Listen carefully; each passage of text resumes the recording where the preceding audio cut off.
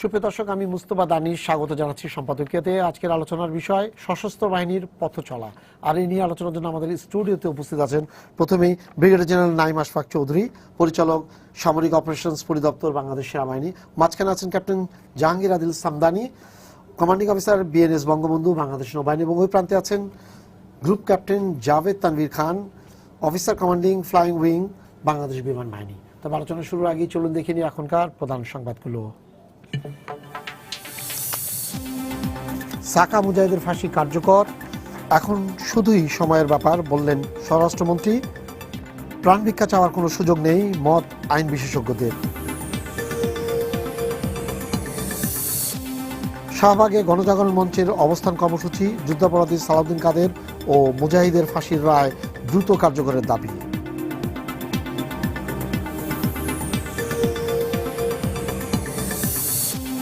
বালিতে বিলাসবহুল Radisson blue হোটেলে বন্দুকধারীদের হামলায় নিহত অন্তত 5, 170 জন জিম্মির মধ্যে 80 জন উদ্ধার।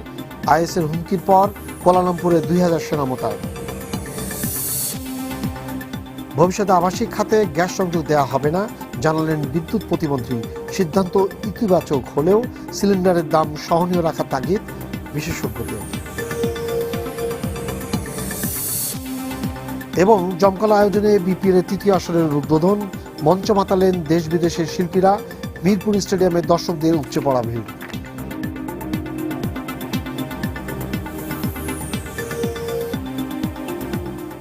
সামনে সশস্ত্র বাহিনী দিবস কালকে, তো এই অবস্থাতে একটা গৌরবময় উজ্জ্বল দিনেই আসলে সশস্ত্র বাহিনী, আমাদের সশস্ত্র বাহিনী মুক্তিযুদ্ধে ঝাঁপিয়ে পড়ে সে সময় 71 সালে, এবং তার মধ্য দিয়ে আমরা একটা স্বাধীন বাংলাদেশ পেয়েছি।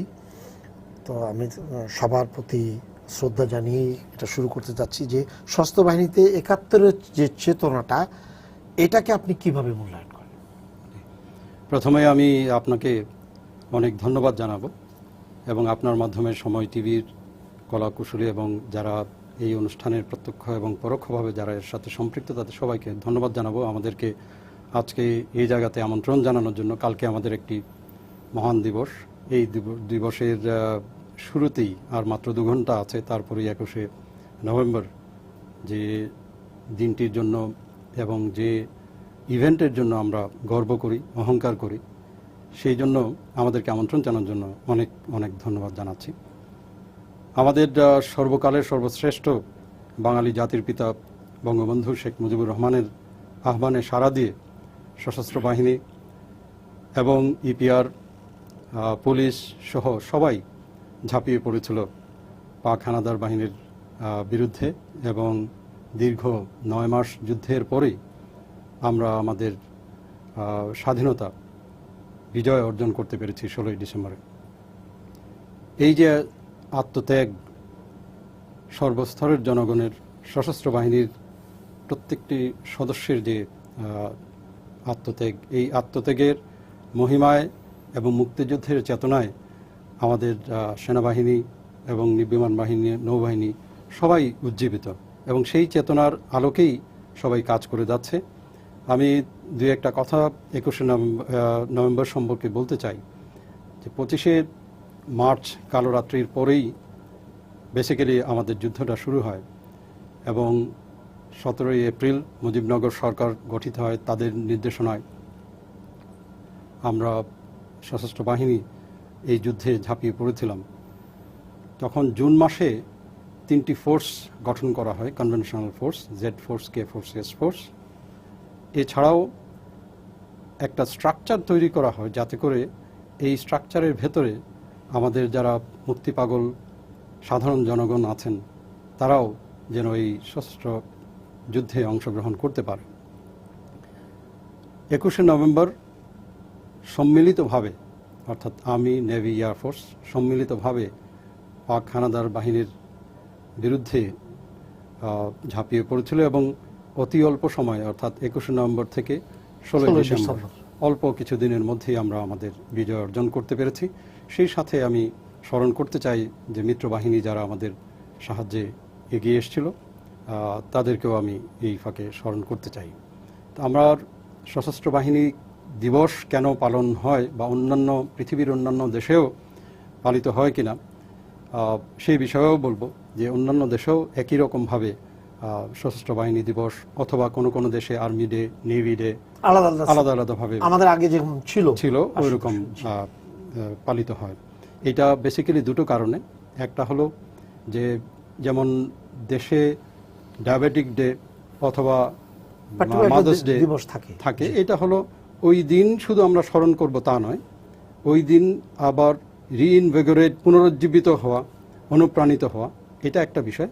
বাট তার চেয়ে বড় ইম্পর্টেন্ট জিনিস হলো ওই ইভেন্টে যারা আত্মত্যাগ করেছিল তাদের সেই আত্মত্যাগটাকে স্মরণ করে সামনের দিনগুলোকে ভালো করা, এগিয়ে নিয়ে যাওয়া। জি, আপনি একটু আমাকে বলবেন, আপনি বিএনএস বঙ্গবন্ধু ইয়াতে আছেন, আমরা একটু জানতে চাই যে জাহাজটা সম্পর্কে মানুষের খালি নামই আমরা শুনি, ডিটেলসটা কি?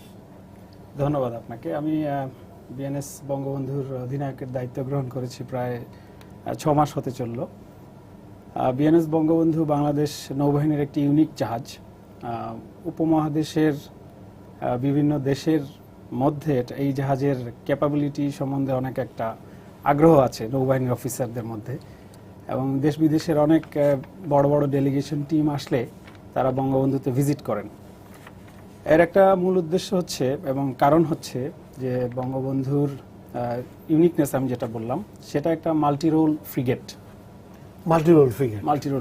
আমাদের বাংলাদেশ নেভিতে আগে যে সমস্ত ফ্রিগেটগুলি ছিল সেগুলি air defence role, anti surface role বা অ্যান্টি সারফেস সাবসারফেস রোলে কাজ করত।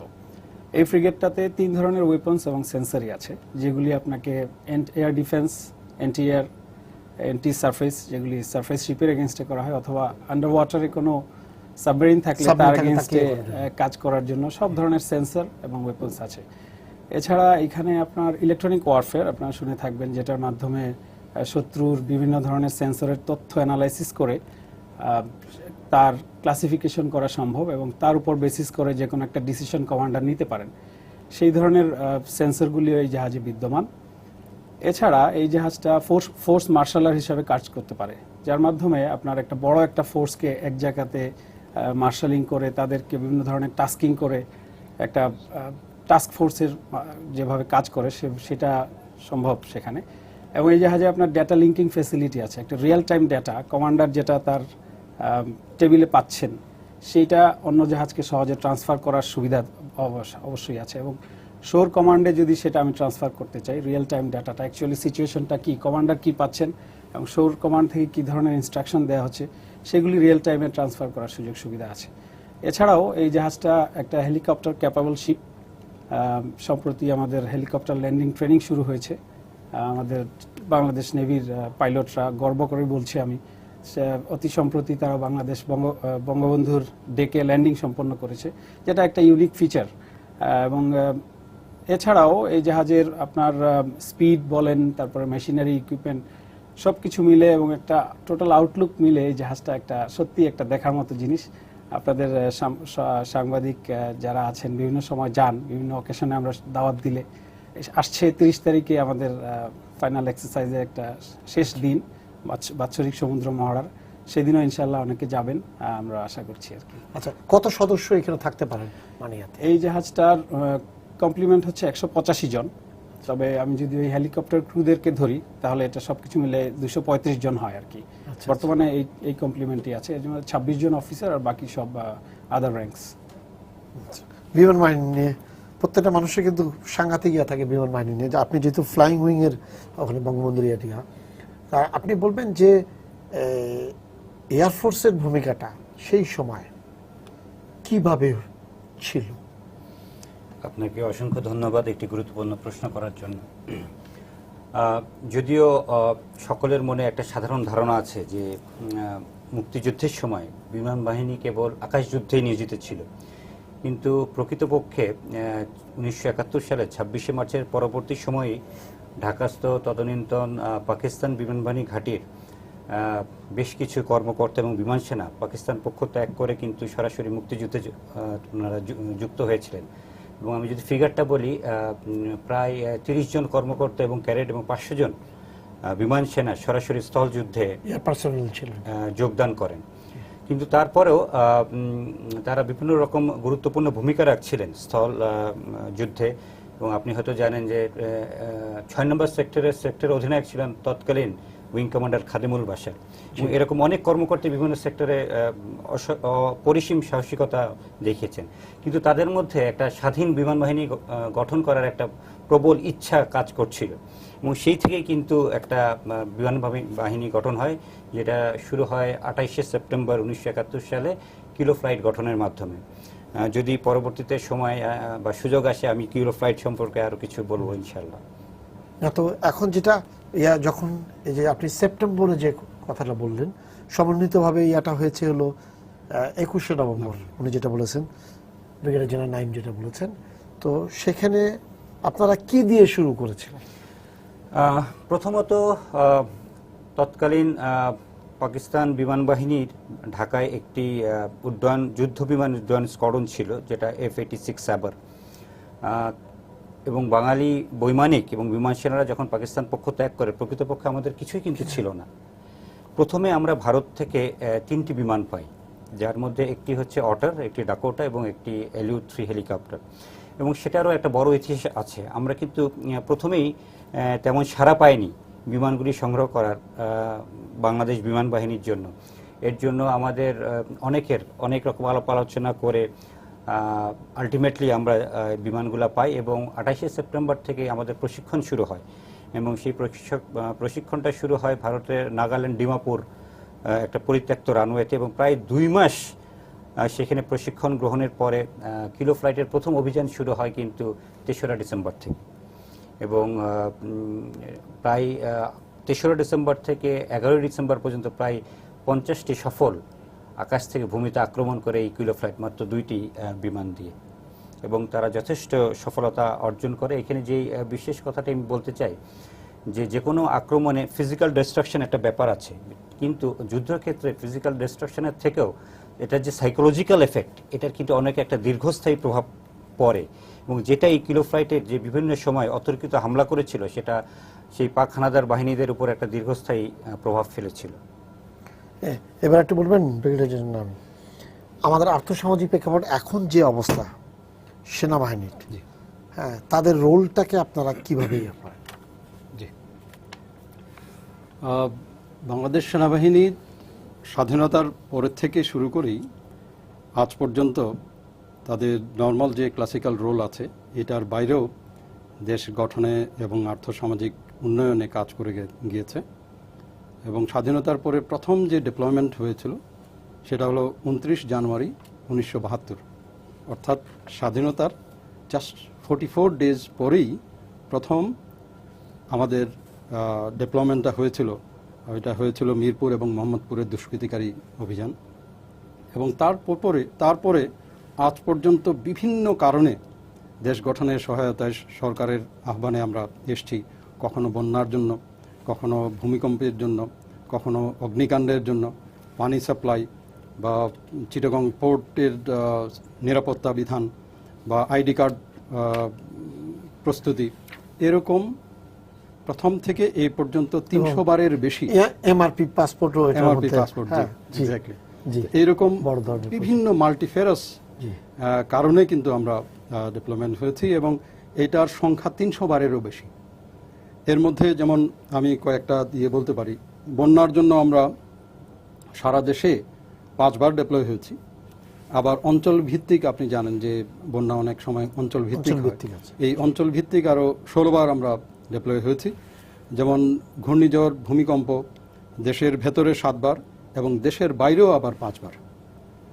দেশের বাইরেরগুলো যদি আমি বলি, 2008 সালে আপনি জানেন মিয়ানমারে যে ঘূর্ণিঝড় নার্গিস অ্যাটাক হলো, তখন নার্গিসের পরপরই বাংলাদেশ সেনাবাহিনী মিয়ানমারে গিয়েছিল। 2008-এ চায়নাতে গিয়েছিল ভূমিকম্পের পরে। 2010-এ হেইতিতে ভূমিকম্পের পরে ভয়াবহ ভূমিকম্প। 2011-তে জাপানে যখন ভূমিকম্প এবং সুনামি হলো, তখনও বাংলাদেশ সেনাবাহিনী গিয়েছিল। 2015 লেটেস্ট যেটা নেপালে যেটা হলো, সেখানেও আর্মি গিয়েছিল এবং সহায়ক ভূমিকা পালন করেছিল।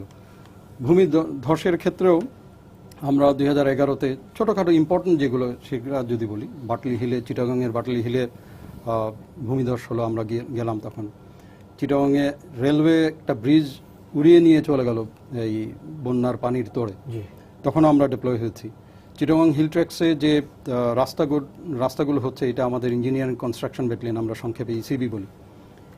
তারা 1976 সাল থেকে এই পর্যন্ত রাস্তাঘাট তৈরি ছাড়াও প্রতি বর্ষার মধ্যে আবার ভূমিধস হয়, আবার রাস্তাঘাট বন্ধ হয়ে যায়, তখন আমাদের এই ইসিবি আবার কাজ করে।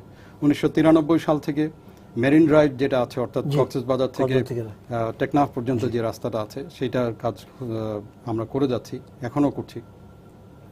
মেরিন ড্রাইভের ফার্স্ট পার্ট যেটা 24 কিলোমিটার, এটা শেষ হয়ে গেছে। সেকেন্ড পার্ট 24 কিলোমিটার, ওইটাও শেষ হয়ে গেছে। আর থার্ড পার্টে আছে আরও 48 কিলোমিটার। এই 48 কিলোমিটারের কাজ চলছে, খুব শীঘ্রই এটার কাজটা শুরু হবে।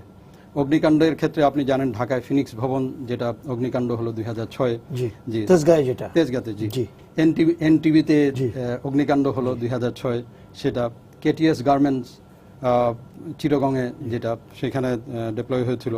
তাছাড়াও 2010-এ যেমন হামিম গার্মেন্টসে হলো, আমিন বাজারে একটা বাস ব্রিজের গার্ডার ভেঙে, রেলিং ভেঙে পড়ে গেল, ওইটাও উদ্ধার করেছে সেনাবাহিনী, এগিয়ে গিয়েছিল দেশের প্রয়োজনে। বেগুনবাড়ি ভবন ধস, নিমতলি যে আগুন লাগলো, ট্র্যাজেডি যেটা হলো 2011-তে নাখালপাড়া ইম্পালস মেডিকেল কলেজের। তারপর বাটালি হিলের কথা আমি আগেই বলেছি। আশুলিয়ার নরসিংহপুরের শারমিন গ্রুপ অফ ইন্ডাস্ট্রি, এটাও ধস হলো। 2012-তে বদ্দারহাটে যে ফ্লাইওভার, আমি নিজেই ছিলাম সেখানে, বদ্দারহাট ফ্লাইওভার যে ইয়েটা হলো, ডিবেকল হলো। আশুলিয়ার তাজরিন গার্মেন্টস বলেছি। সিরাজগঞ্জের ধোপা কান্দিতে একটা নির্মাণাধীন পেট্রোল পাম্পে ধস হলো, সেখানেও গিয়েছিল। এবং সর্বশেষ 2013-তে রানা প্লাজা ধস, যেটা সেখানেও গিয়েছিল। ওটা আপনাদের নেতৃত্বে হয়েছে, কমান্ডিং অফিসার যিনি ছিলেন খুব সম্ভবত সরওয়ার্দী, জি হাসান সরওয়ার। হ্যাঁ, তো এখানে আরেকটা জিনিস আছে, একটু যদি বলেন আপনি। পদ্মা সেতু হচ্ছে আমাদের, জি আমি এটা পুরো মেজর জায়গাতে আপনি। কারেক্ট। তো এটা ছাড়াও মেরিন ড্রাইভও বলেছি, ঢাকায় বনানী ফ্লাইওভার যেটা আছে সেটাতেও আমরা কাজ করেছি। এয়ারপোর্ট থেকে মিরপুর সংযোগ সড়ক, ইনক্লুডিং দ্য ফ্লাইওভার যেটা আছে। হাতির ঝিল আপনাদের খুব কাছেই। তারপরে 2012-তে রামু বৌদ্ধ বিহার, বৌদ্ধ মন্দিরগুলো পুরোটাই আমরা রিকনস্ট্রাক্ট, পুনঃসংস্কার দেখতে খুব সুন্দর হয়েছে। জি, থ্যাংক ইউ। জি, এছাড়াও শাহজালাল আন্তর্জাতিক বিমানবন্দরের যে ড্রেনেজ সিস্টেম যেটা আছে, এটাতে কাজ এখনও আমরা করে যাচ্ছি, এটার উন্নয়নের জন্য। বহুল প্রতীক্ষিত ঢাকা শহরের এলিভেটেড এক্সপ্রেসওয়ে, এটাতেও আমরা সহায়তা প্রদান করছি। ঢাকা ময়মনসিংহ যে 4 লেন উন্নীত হলো, সেটাতেও আমরা কাজ করেছি। ধানমন্ডি লেকের উন্নয়নমূলক কাজ করেছি। রায়ের বাজার বধ্যভূমির যে কাজ, সেটা অলরেডি শেষ হয়ে গেছে, আমরা সিটি কর্পোরেশনের কাছে হ্যান্ডওভার করে দিচ্ছি। হোপফুলি ডিসেম্বর, আগামী মাসে হয়তো বা খুলে দেওয়া হবে, মানে এর আগেই খুলে দেওয়া হবে আশা করছি আমরা। এবং বহুল প্রতীক্ষিত আপনি যেটা বললেন, পদ্মা মাল্টিপারপাস সেতু যেটা নির্মাণ হচ্ছে, সেখানে জাজিরা অ্যাপ্রোচ রোড যেটা, এবং তার সাথে যে আনুষঙ্গিক ব্রিজের যে ফ্যাসিলিটিস, এবং অপর পারে মাওয়া যে অ্যাপ্রোচ রোড, এবং তার সাথে আনুষঙ্গিক ব্রিজ এবং ফ্যাসিলিটিস। আর তাছাড়া সার্ভিস এরিয়ার 2 বলে একটা জায়গা আছে, এই জায়গাটাতেও আমরা ওতপ্রোতভাবে 3টি প্রজেক্টের সাথেই সম্পৃক্ত। তাছাড়া আমাদের যে ব্রিগেড ওখানে আছে, তারা এই সমস্ত সিকিউরিটি এবং সবচেয়ে বড় প্রজেক্টটা আপনারা এখন হ্যান্ডেল করছেন। জি জি, আপনি একটু বলবেন যে আমাদের নৌবাহিনী এই মুহূর্তে যে আধুনিকায়নের ক্ষেত্রে কি কি জিনিস সামনের দিনগুলোতে অথবা এখন ইমপ্লিমেন্ট করেছে নতুন জিনিস নিয়ে এসে? ধন্যবাদ। বাংলাদেশ নৌবাহিনীর আধুনিকায়নের জন্য অনেক পলিসি বাংলাদেশ সরকারের পক্ষ থেকে আমরা পেয়েছি, যেগুলি নৌবাহিনী ধীরে ধীরে স্টেপ বাই স্টেপ ইমপ্লিমেন্ট করছে। এর মধ্যে আমাদের লক্ষ্য, যেটা সবচেয়ে আপাতত সবচেয়ে সুদূর প্রসারী, যেটা 2030 ফোর্সেস গোল, সেটা ইমপ্লিমেন্ট করার জন্য কয়েকটা স্টেপ অলরেডি আমরা পার হয়েছি। গত 5-6 বছরে বাংলাদেশ নৌবাহিনীতে প্রায় 16টার মতো জাহাজ সংযোজিত হয়েছে। তারপরে আমাদের স্পেশাল ওয়ারফেয়ার একটা উইং তৈরি হয়েছে। এখানে স্পেশাল ওয়ারফেয়ার ছাড়াও ডাইভিং এবং স্যালভেজ কমান্ড নামে একটা কমান্ড তৈরি হয়েছে, যারা আপনার আনকনভেনশনাল ওয়ারফেয়ারের পাশাপাশি আপনার কাউন্টার টেরোরিজমের ক্ষেত্রে বিশেষ অবদান রাখার জন্য তারা ট্রেইনড, নেভি সিলস তারা। এছাড়া আমাদের নেভাল এভিয়েশন বর্তমানে সংযোজিত হয়েছে 2010 সালে, এবং এখানে দুটো হেলিকপ্টার এবং দুটো মেরিটাইম পেট্রোল এয়ারক্রাফট আমাদের অলরেডি অপারেশনে আছে। এছাড়া আসলে এটা বলতে গেলে একটা জিনিস আনতে হয়, যেহেতু একটা নৌবাহিনীর পুরোপুরি সুগঠিত করতে গেলে তার পিছনে কিছু কারণ চলে আসে। যেমন ধরেন আমাদের মিয়ানমার এবং ইন্ডিয়ার সাথে বর্তমানে সমুদ্রের যে বিরোধ ছিল সেটা গত বছর সেটেল হয়ে গেছে। সেই কারণে আমরা 1,18,813 বর্গ কিলোমিটার ওয়াইড হয়ে গেছে, অনেক বড় জায়গা আপনাদেরকে পাহারা দিতে হয়। আগে আপনার যে জায়গাটা নিয়ে সমস্যা ছিল, কিছু ডিসপিউটেড এলাকা ছিল, সেটা আসলে কার বা এখানে যাওয়া ঠিক হবে কিনা এই সমস্ত সন্দেহের কারণে কোনো এক্সপ্লোরেশন কাজ তখন করা যেত না। এখন এই এরিয়াটা বাংলাদেশের মূল ভূখণ্ডের প্রায় 80% এলাকা, সো এটা একটা বড় একটা এলাকা। এবং আমরা যে এইখানে যে বর্তমানে কথা বলছি, এই একই সময়ে বাংলাদেশ নেভির প্রায় 4-5টা জাহাজ কিন্তু সমুদ্রে নিয়োজিত আছে। সো আমাদের এইখানে ল্যান্ড বর্ডারে যেমন পুলিশ কিংবা কাস্টমস, নার্কোটিক্স ডিপার্টমেন্ট কাজ করে, সমুদ্র এলাকায় কিন্তু এগুলি বলতে শুধুমাত্র নেভি এবং তার পাশাপাশি কোস্টগার্ডের কিছু বিকাশমান তাদের কিছু খুব ক্লোজ কোস্টের ডেপ্লয়মেন্ট কিছু আছে। সো এই সমস্ত হলো গিয়ে যে আপনার পিস টাইম রোলের অংশ হিসাবে নৌবাহিনীর প্রস্তুতি। আর তাছাড়া সাংবিধানিক যে দায়-দায়িত্ব, যে দেশের সার্বভৌমত্ব রক্ষা করা এবং অখণ্ডতা নিশ্চিত করা, এটার জন্য নৌবাহিনীকে তার ক্লাসিক্যাল রোলে যেতে হয়, যে স্যার যেটা বলছিলেন, যে সেটার জন্য নেভিকে সক্ষম হতে হবে। এবং তার মানে এই না যে আমি এমন একটা ফোর্স তৈরি করব যে যেই ফোর্সটা শত্রুকে তার নিজস্ব ওয়াটারে যে তাকে ঘায়েল করে চলে আসবে বা তার উপরে অ্যাগ্রেসিভ কোনো কিছু করবে, তা না। এটা করার উদ্দেশ্য এমনই যে সেটা এমনভাবে ডেভেলপ করা হবে একটা নেভি, তার পার্সোনেল, তার ইকুইপমেন্ট, তার জনগণের ডেভেলপমেন্ট, হিউম্যান রিসোর্স ডেভেলপমেন্ট, যেটা থাকলে বা দেখলে এটা একটা শেয়ার ডেটারেন্স তৈরি করবে শত্রুর মধ্যে, যে একে যদি আমি অ্যাটাক করি তাহলে আমাকেও রক্তাক্ত হতে হবে, খুব সহজে এখান থেকে ছুটে আসা যাবে না। এরকম একটা ফিলিংস যখন আমি দিতে পারবো, তখন বোঝা যাবে যে না, এটা সময় উপযোগী একটা নেভি হয়েছে। সো আমরা অনেকেই জানি যে অপারেশন জ্যাকপটের কথা, যেহেতু আজকে 21শে নভেম্বর সশস্ত্র বাহিনী দিবস, আপনারা সবাই হয়তো ইতিমধ্যে জানেন যে অপারেশন জ্যাকপটের সময় শুধুমাত্র মনোবল, সামান্য কিছু লিম্পেট মাইন আর সামান্য অল্প কিছু ট্রেনিং নিয়ে আমাদের নৌ কমান্ডাররা সেদিন মানে কয়েকটা দীর্ঘদিন 45টা অপারেশনের মাধ্যমে প্রায় লক্ষাধিক টন জাহাজ ডুবাতে সক্ষম হয়েছিল। তো সেই সময়কার প্রেক্ষাপটে ওটাই ঠিক ছিল হয়তোবা, কিন্তু এখন যুদ্ধের পরিধি, যুদ্ধের টেকনিক্স এবং সব কিছুই চেঞ্জ হয়ে গেছে। যেমন সেকেন্ড ওয়ার্ল্ড ওয়ারে যেভাবে যুদ্ধ হতো, গালফ ওয়ারে সেরকম হয়নি, এবং ভবিষ্যতে আরো 10-15 বছর পরে কি হবে হয়তো আমরাও ঠিক মতো জানি না। টেকনোলজি অনেক চেঞ্জ হয়ে যাবে, তো এটার সঙ্গে আমাদেরকে পেস রেখে ধীরে ধীরে আগাতে হবে। তো আমার মনে হয় নৌবাহিনী সেই ঠিক পথটাই আগাচ্ছে, এবং সরকারের সুদৃষ্টি আছে বলেই আমরা 3 বাহিনীর সদস্যরা বর্তমানে গর্বিত যে ভবিষ্যতে আমাদের নৌবাহিনীকে যে পর্যায়ে আমরা দেখতে চাই এবং ভবিষ্যৎ প্রজন্মের জন্য যেভাবে রেখে যেতে চাই, ইনশাআল্লাহ সেটা থাকবে। চমৎকার প্ল্যান আছে। জি, সামনে আপনাদের কয়েকটা প্লেন মনে হচ্ছে, ইন্ডাকশন সেরেমনি হচ্ছে, তো এটা নিয়ে একটু বলবেন কি ধরনের প্লেনগুলো? জি, আমরা রাশিয়া থেকে কিছু প্লেন সংগ্রহ করেছি, যেটাকে আমরা কমব্যাট ট্রেনিং এয়ারক্রাফট বলি। যদিও এটাকে কমব্যাট ট্রেনিং এয়ারক্রাফট বলা হয়, কিন্তু এই যে এয়ারক্রাফট, যেটার নাম ইয়াক 130 বা ইয়াক 130, এটার কিন্তু যে কোনো যুদ্ধ বিমানের মতোই এটার ক্যাপাবিলিটি। তো সেই দিক থেকে এটি একটি 4th generation light combat aircraft, যেটার একটা ফুল স্কোয়াড্রন আসবে আমাদের দেশে। ইতিমধ্যে 6টি চলে এসেছে এবং আগামী কিছুদিনের মধ্যে বাকিগুলি আস্তে আস্তে আসবে, এবং ওই স্কোয়াড্রনটির ইন্ডাকশন সেরিমনি হবে আগামী মাসের কোনো এক সময়, যেখানে মাননীয় প্রধানমন্ত্রী ওখানে উপস্থিত থাকবেন। আর এর সাথে সাথে যেহেতু ওই সমুদ্র বিজয়ের একটা ব্যাপার চলে এসেছে, তো বাংলাদেশ বিমান বাহিনী ইতিমধ্যেই 2টি maritime search and rescue helicopter সংগ্রহ করেছে ইটালি থেকে, এবং এটার ফলে মেরিটাইম ওই জায়গাতে ওনাদেরকে সহায়তা, পাশাপাশি পারস্পরিক সহায়তা আমরা দিতে পারবো, চলার একটা যে এটা। জি, এবং ওই একই সময়ে ওই ইয়াক 130 এর সঙ্গে এই আগস্টা যে হেলিকপ্টারটি আসবে সেটারও ইন্ডাকশন হবে, এবং এর আগে ইন্ডাকশন হয়েছে যেটা আমরা চায়না থেকে, ওটাও একটা ট্রেনিং এয়ারক্রাফট ছিল K-8, সেটার ইন্ডাকশন করেছি। এবং এর মাঝে আবার ইন্ডাকশন হয়েছে যেটা আমাদের পরিবহন বিমানের জন্য এর আগে কোনো ট্রেনিং বিমান ছিল না, ওইটা আমরা লেট 410 3টি বিমান সংগ্রহ করেছি চেকোস্লোভাকিয়া থেকে, এবং সেটাকেও ইন্ডাকশন হয়ে গিয়েছে ইতিমধ্যে। তো এইভাবে সরকারের ঐকান্তিক ইচ্ছায় আমি মনে করি বাংলাদেশ বিমান বাহিনী যেভাবে আগাচ্ছে এবং যে অবস্থানে আজকে এসছে, একটা সুদৃঢ় অবস্থান, আমি মনে করি আগামী দিনগুলোতে বাংলাদেশ বিমান বাহিনী সরকারের সদিচ্ছায় আরও উন্নত এবং আধুনিক হবে এবং দেশ রক্ষায় সর্বদা সচেষ্ট থাকবে। এবার একটু আমরা পিস কিপিং নিয়ে আসি। হ্যাঁ, এটা নিয়ে সাংঘাতিক, মানে পুরো দেশ গর্ববোধ করে যে জাতিসংঘের শান্তিরক্ষা মিশনে সবচেয়ে বেশি সংখ্যক সশস্ত্র বাহিনীর সদস্য প্লাস অন্যান্য সদস্য, মানে আইন শৃঙ্খলা রক্ষাকারী বাহিনীর সদস্য এখানে আছে।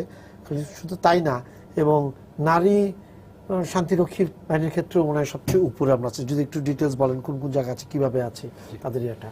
জি, আমি শুরু থেকে একটু যাই। জি, যে আপনি জানেন যে জাতিসংঘ আমাদেরকে যে সদস্যপদ আমরা লাভ করেছিলাম, এটা 1974 সালের 17ই সেপ্টেম্বর। একই বছরে 25শে সেপ্টেম্বর আমাদের জাতির জনক বঙ্গবন্ধু তখন সাধারণ অধিবেশনে দীপ্ত কণ্ঠে উনি বলেছিলেন যে পৃথিবীর যেখানেই শান্তি রক্ষার জন্য জাতিসংঘ যে এফর্ট নেবে সেখানে বাংলাদেশ অংশগ্রহণ করবে। সেই চেতনা এখনও আমরা কিন্তু লালন করছি, এবং সেই চেতনা থেকেই 1988 সালে প্রথম আমরা জাতিসংঘ মিশনে অংশগ্রহণ করি, এবং সেটার নাম ছিল UNIIMOG, Iraq, Kuwait, Iraq military observer group, যেটা ছিল 1988 সাল থেকে এই পর্যন্ত সর্বমোট পৃথিবীতে 69টা টোটাল মিশন হয়েছে।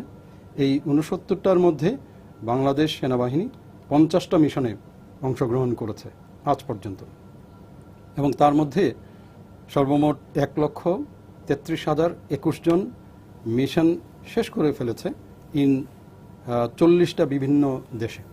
এটা আপনার ইস্ট তিমোর থেকে শুরু করে হাইতি পর্যন্ত এটা বিস্তৃত।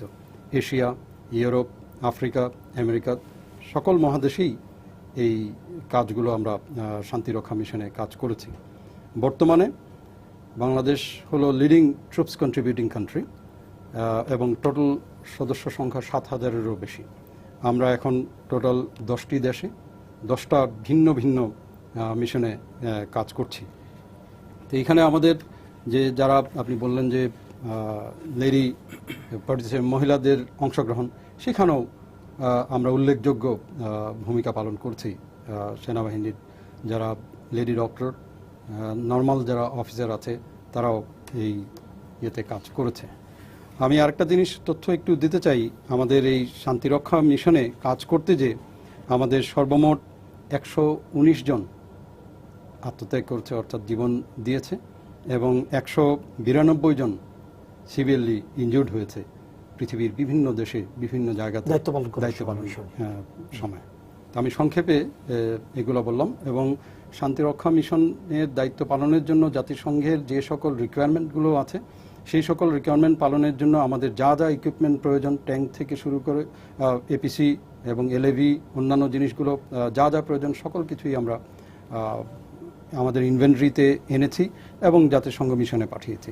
একটু বলবেন যে আপনাদের যে ট্রেনিংটা হয় এখানে জাতিসংঘ মিশনে যাওয়ার আগে যে পুরো ট্রেনিংটা হয় গাজীপুরের ওখানে, যেটা গাজীপুর এখানে আছে, এটা একটু বলবেন যে কিভাবে কি হয়, কারা এই জিনিসগুলো করে, কিভাবে? জি, আপনি জানেন যে পৃথিবীর বিভিন্ন দেশের যে মিশনগুলো হয়, প্রত্যেকটার চ্যালেঞ্জ কিন্তু ভিন্ন ভিন্ন।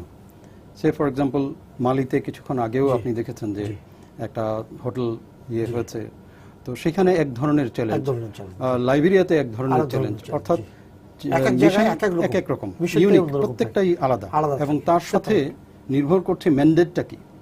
তো ম্যান্ডেট, রুলস অফ এঙ্গেজমেন্ট, আরওইটা কি, তার উপরে ভিত্তি করে বিভিন্ন ধরনের প্রশিক্ষণ এই বিপসট বলে যেটা আমাদের ইনস্টিটিউশন আছে, এই বিপসটে ট্রেনিংটা দেওয়া হয় যাওয়ার পূর্বেই।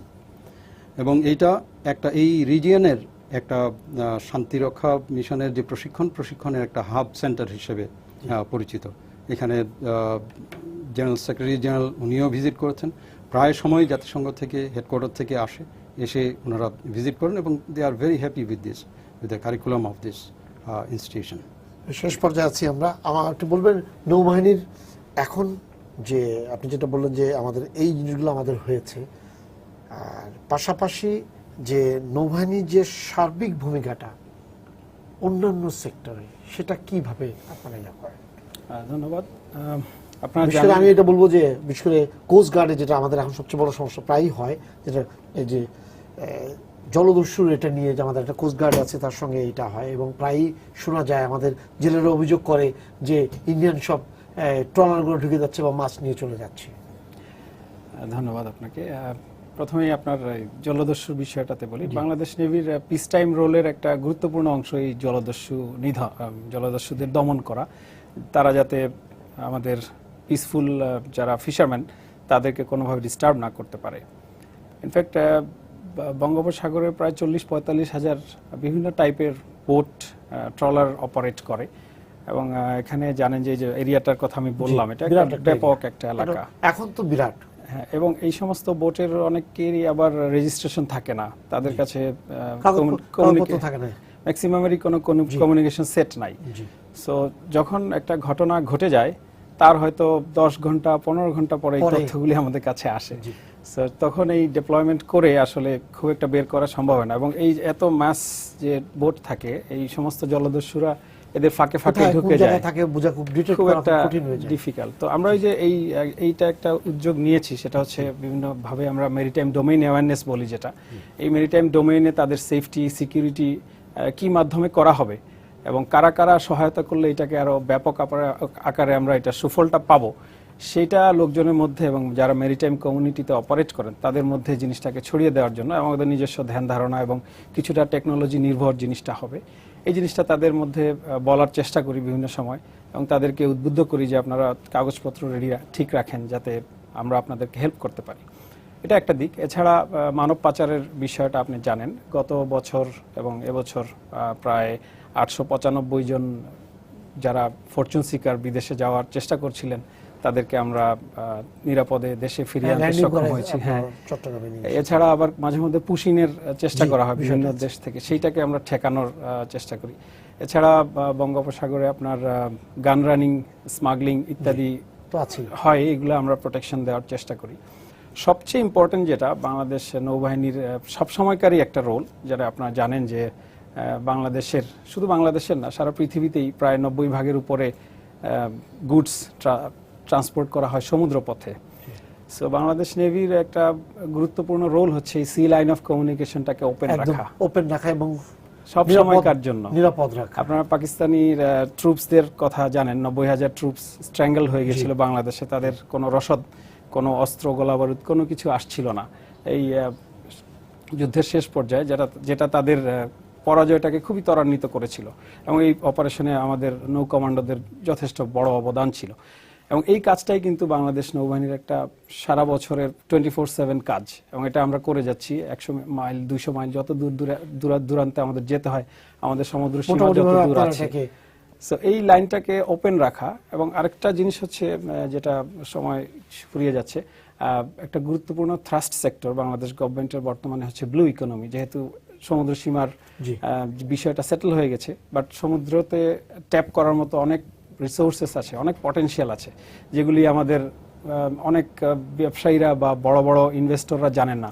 বিদেশের থেকেও এখানে অনেক ধরনের ইনভেস্টমেন্ট হতে পারে, হাইড্রোকার্বন রিসোর্স হতে পারে, লিভিং রিসোর্স, ফিশারিজ, অন্যান্য অ্যাকুয়াকালচার, টুরিজম, তারপরে মেরিটাইম যে সমুদ্রকে নিয়ে সমুদ্রতে যে সম্ভাবনা আছে, যে জিনিসগুলো অনেক কিছু করার আছে, যেটা আমরা আপনার মাধ্যমে দেশবাসীকে বলতে চাই।